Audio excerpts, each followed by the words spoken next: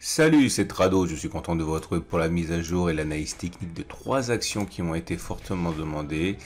Atari qui est très intéressante, Go5 qui l'est moins, et DroneVolt également qui, je parle d'un point de vue purement technique, sont sans doute moins intéressantes. On va commencer par Atari. Alors je vous signale que si vous débutez l'analyse technique, cela va être un petit peu compliqué, mais c'est le prix à payer pour avoir un trading fondé sur un travail rigoureux à l'opposition d'un trading émotionnel et incantatoire. On va donc commencer par Atari en données mensuelles. En données mensuelles, c'est-à-dire que chaque bougie correspond à un mois de cotation, comme vous pouvez le voir.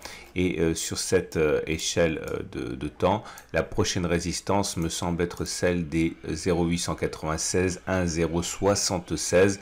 Autrement dit, c'est la zone qui a fait support, qui a été cassée, qui a changé de polarité, qui est devenue résistance. Et normalement, c'est cette zone qui devrait nous poser problème à moyen long terme. C'est-à-dire qu'on parle d'une zone qui est entre 33 et 60%. Donc ça, c'est assez encourageant pour la suite. Ça ne veut pas dire qu'on va y aller, mais ça veut dire qu'on n'a pas grand-chose pour nous empêcher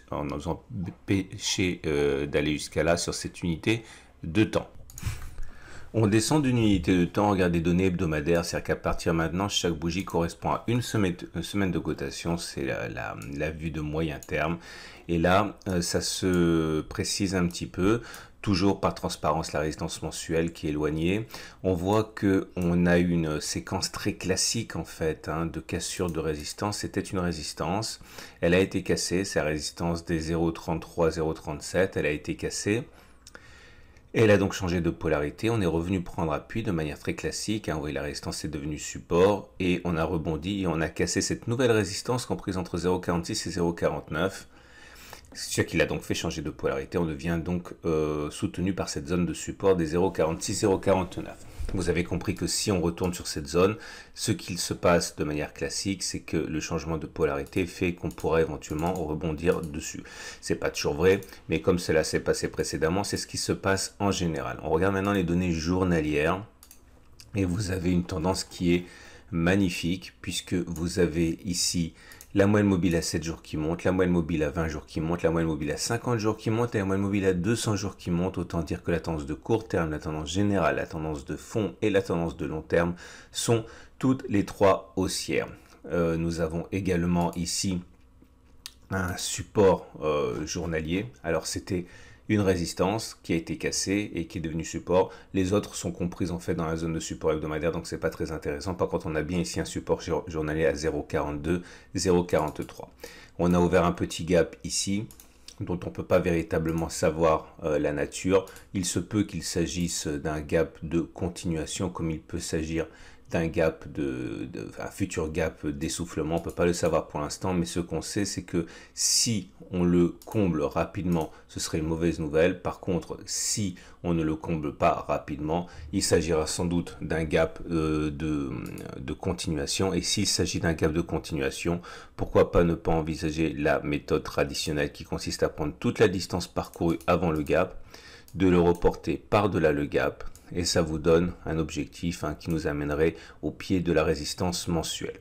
Alors le problème est le suivant, c'est qu'on a déjà pris une avance considérable par rapport au cours, c'est-à-dire que depuis la dernière impulsion haussière qui a commencé le 5 mars, on en est déjà à la bagatelle de, pour ne pas dire 100%, 97%. C'est évidemment intenable, et si on envisage que l'on aille chercher la résistance mensuelle, ça voudrait dire qu'on aurait fait 164% en ligne droite. Ça me semble quand même difficilement réalisable. Alors le problème n'est pas pour ceux qui détiennent déjà l'action en portefeuille. Si vous avez acheté l'action en début de mouvement ou même récemment, pourquoi pas ne pas envisager de garder l'action en portefeuille. Il n'y a aucune raison qui incite à précipiter la vente. Le problème, il est pour ceux qui voudraient se porter acquéreur maintenant. Parce que si vous avez bien compris ce que j'ai dit, généralement, vous avez des consolidations. Sauf que le prochain niveau de consolidation sérieux, c'est celui du support hebdomadaire des 0,46, 0,49. Et ça fait une chute abyssale si on va le chercher. Puisque si vous achetez maintenant sur les plus hauts à 0,672, et que vous subissez de plein fouet le retour sur le support hebdomadaire à 0,4649, ça veut dire accepter une baisse de 26 à 31%. Et même en estimant qu'on pourrait faire une touchette sur le support journalier par excès, ça voudrait dire accepter une baisse de 37%. Alors en tant que tel, c'est pas monstrueux, il suffit d'ajuster sa position pour gérer tranquillement une baisse comme ça. Au lieu d'investir par exemple 100, vous investissez 30, ok, pour subir sereinement cette baisse. Mais ce n'est peut-être pas ce qu'il y a de plus intéressant à faire. Si vous voulez, enfin si je voulais me porter acquéreur d'Atari, j'intégrerai le fait qu'une consolidation est plausible avant d'aller chercher la résistance mensuelle. Donc ce que je ferai à titre personnel, c'est fractionner mon entrée de telle manière que je lisserai mon coût d'achat et que je réduirai mon coût d'intervention unitaire. Clairement, comme il est envisageable que l'on revienne tester ce support et qu'il est envisageable que si on le casse, on aille chercher ce support-ci, voire ce support-là, j'entrerai en 3 fois. C'est-à-dire qu'au lieu d'investir 100, par exemple, j'investirai 33 maintenant, pour être sûr de ne pas louper la fusée au cas où elle ne redescendrait pas. J'investirai, ou alors non, sans doute 25 ici, 25 là, 25 ici et 25 encore là. Ce qui me permettrait, si j'ai raison de me méfier, de réduire significativement mon coût d'acquisition avant une envolée vers la résistance mensuelle. Et si je me trompe, eh bien, je pourrais bénéficier de la fusée, certes pas sur les 100 que j'avais investis, mais sur 25, mais c'est le prix à payer pour avoir de la sérénité. Et si on revient sur cette zone-là sans repartir de l'avant parce qu'il se sera agi d'un gap de continuation, eh bien je rentrerai 25 tout de suite, 25 ici. Alors c'est sûr que je ne serai investi que sur une demi-position, mais c'est sans doute encore une fois le prix à payer pour avoir de la sérénité. Alors, il y a quelque chose qui est à suivre de près, à mon avis, c'est les bandes de Bollinger. Et vous allez comprendre pourquoi. Nous sommes actuellement en train de clôturer en dehors des bandes de Bollinger. Vous voyez, normalement, on clôture entre les deux Bollinger et exceptionnellement, on en sort. Là, on en sort depuis maintenant plusieurs bougies, c'est exceptionnel.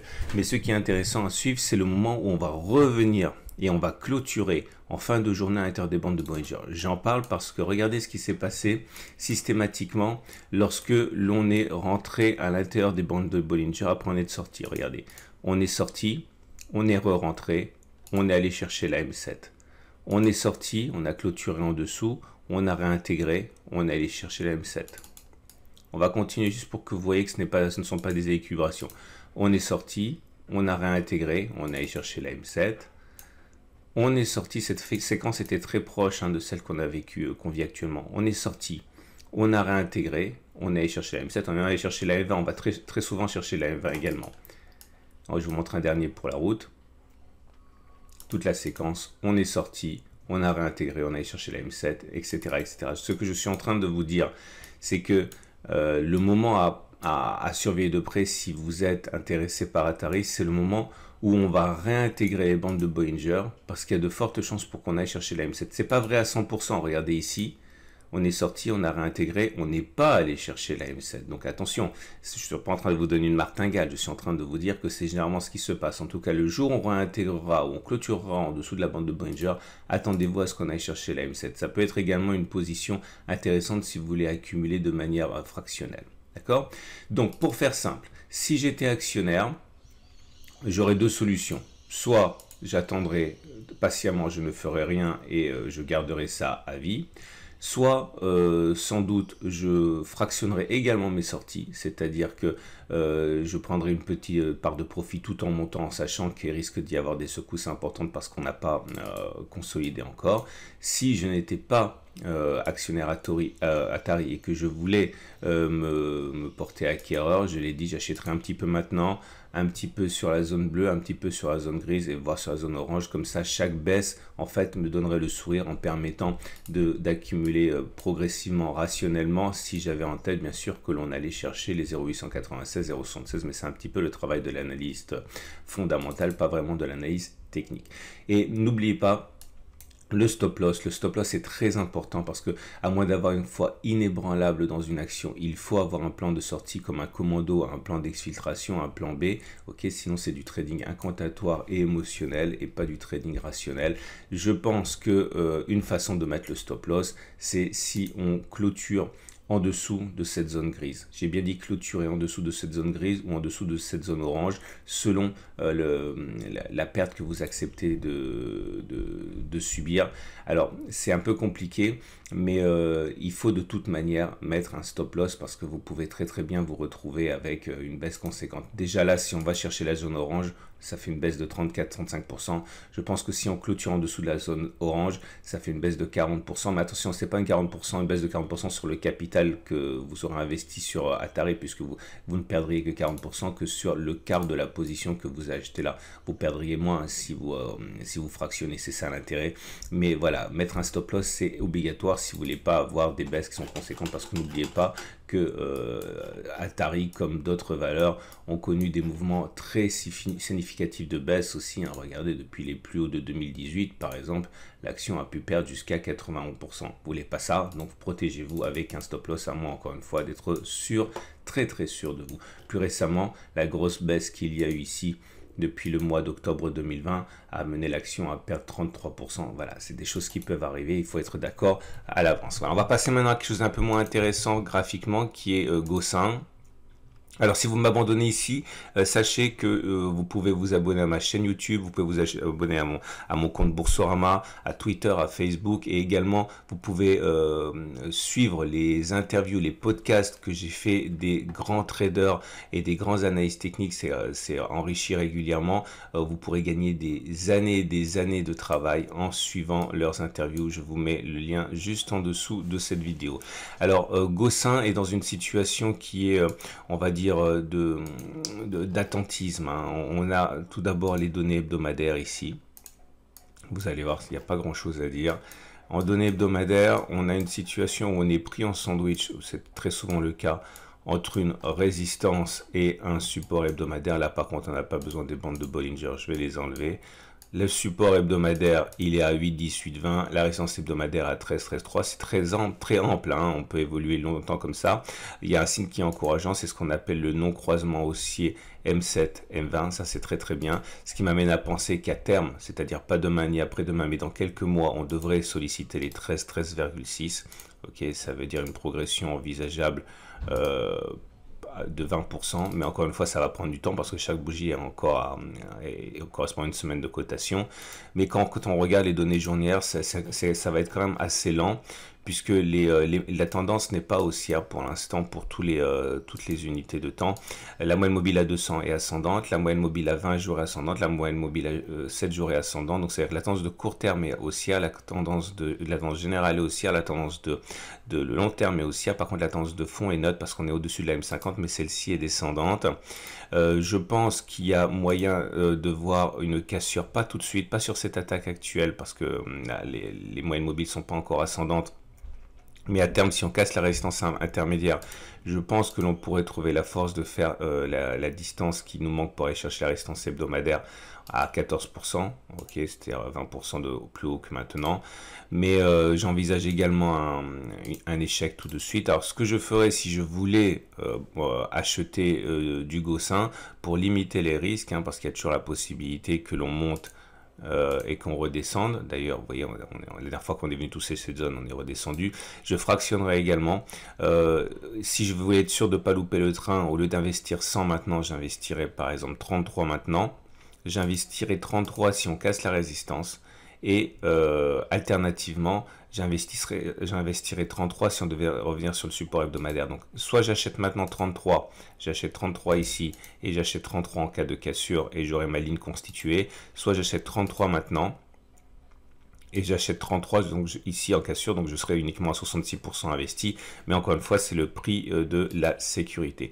Quant à ceux qui en ont en portefeuille, je pense que voilà, c'est pas une mauvaise situation que d'en avoir en portefeuille, mais sachez encore une fois que ça risque de bloquer sur les résistances. On termine avec la dernière action qui m'a été demandée, qui est Dronevolt. Alors là, par contre, c'est le calme plat. La situation n'est pas mauvaise. Hein. Regardez, vous regardez les données mensuelles. On est dans une situation, c'est les données hebdomadaires qui m'intéressent, on est dans une situation de congestion depuis qu'on a touché cette zone grise ici, pas grand chose à dire. On va regarder surtout les données journalières pour voir à quel point c'est plat. Et là, vous avez la tendance de long terme qui est devenue haussière, donc ça c'est bien puisqu'on est au-dessus de la M200 qui monte. On est au-dessus, non, les autres moyennes mobiles 7, 20, 50 sont plats, donc il n'y a pas de tendance. Donc voilà, seule une cassure de la résistance pourrait ici décanter la situation. Si je voulais acheter du drone vol, j'achèterais sûrement pas maintenant tout, hein, j'achèterais pareil, je diviserais 33 maintenant, 33 en cas de retour sur le support journalier, voire le support intermédiaire, 33 en cas de cassure de la résistance. Alors selon les cas, je serai investi à 100 ou à 66%, mais encore une fois, vous l'avez compris, c'est ma méthode, ça consiste à limiter quand même les risques. Voilà, je vous invite, si vous avez aimé ces 3 analyses, encore une fois, à vous abonner soit à mon compte Boursorama, soit à mon compte Twitter, soit à mon compte YouTube, soit à mon compte Facebook. J'ai un blog, j'ai 2 blogs, je fais des vidéos tous les jours, ça pourrait vous intéresser, et je vous engage vraiment à regarder les vidéos sur la manière dont je positionne mes stop loss. C'est très important. Ça également, vous le trouverez sur la Trading Academy. Et puis surtout, les podcasts que je produis et qui vous permettront de gagner des années en suivant l'exemple et les conseils de traders expérimentés. Je vous dis donc à très vite pour une autre analyse technique.